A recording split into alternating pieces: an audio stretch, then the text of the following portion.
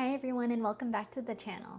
Today I'm going to talk about grounding techniques, a powerful tool to help refocus your mind when anxiety or stress becomes overwhelming. Grounding helps you reconnect with the present moment by shifting your focus from racing thoughts to what's around you in the here and now. So what exactly is grounding? Well, grounding is about refocusing your attention and your thoughts on the present moment. It helps turn off autopilot and take control of what's happening inside of your mind. It's recognizing where you are, when you are, and what you do have control of in the exact moment. It can be especially helpful when you are feeling threatened or triggered, whether it's from anger, anxiety, racing thoughts, ruminations, flashbacks, dissociation, or other stressful events. Grounding can bring your attention back into your own physical space and so that you can be present in your own body. So why does grounding actually work? Well, let's take a quick dive into the body's physiology when it comes to anxiety. When we feel anxious, the sympathetic nervous system kicks in when it's our fight or flight response. But grounding can activate our parasympathetic nervous system, our rest and restore mode. It helps send a message to your brain and body that you are safe, helping you calm down. Grounding often involves using something physical in your environment, like feeling a pen, noticing how your body feels, either in the chair or planting your feet on the ground, taking a moment to notice how your body feels, how you're doing in this moment.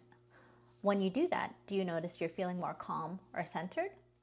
One helpful grounding technique I tell patients is the 5-4-3-2-1 method. It's a great way to refocus when anxiety is taking over. You can start by taking a deep breath in through your nose and out through your mouth.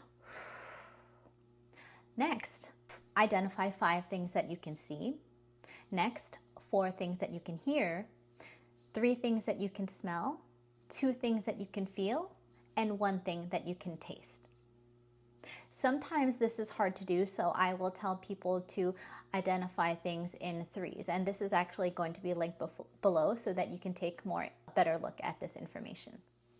Another grounding technique I use often is deep box or balloon breathing. Breathing techniques can be helpful because it actually works on your vagus nerve to help with the parasympathetic nervous system response. So this is how I will tell people to do box breathing. You can typically find a box anywhere within the room that you're in. You can even see within my screen here the diploma on my wall, but any box in the room will do. So you'll identify each part of the square as how you should be breathing. Each side of the square will represent how you will breathe. So if you're looking at it from a clockwise position, the top left of the square to the top right of the square, you will be breathing in through your mouth, counting 4 seconds. So 1, 2, 3, 4. Then the next part of the square, you will be just holding it. And this will be using the top right of the square to the bottom right of the square. So you'll have breathed in 4 seconds. 1, 2, 3, 4. Hold it 4 seconds. 1, 2, 3, 4.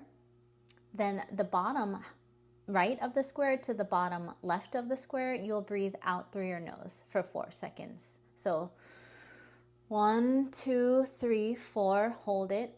1, 2, 3, 4. Then breathe out through your nose. 1, 2, 3, 4. And then the bottom left of the square to the top right of the square, you will just be holding it. And then you repeat this several times. So not only does the act of breathing actually help with the parasympathetic nervous system to help you relax, but also when you're doing this to try to stay grounded, and that is your awareness. When you're breathing, how does the air feel going through your nose? Does it feel cool?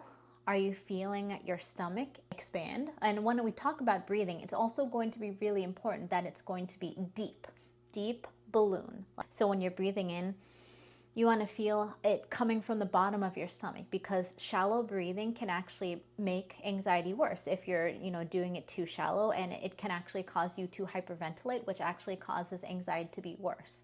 So feeling aware of all these things can not only help with the physiological sense of working on your vagus nerve, but actually helps you stay grounded by being aware of your feelings when you are breathing.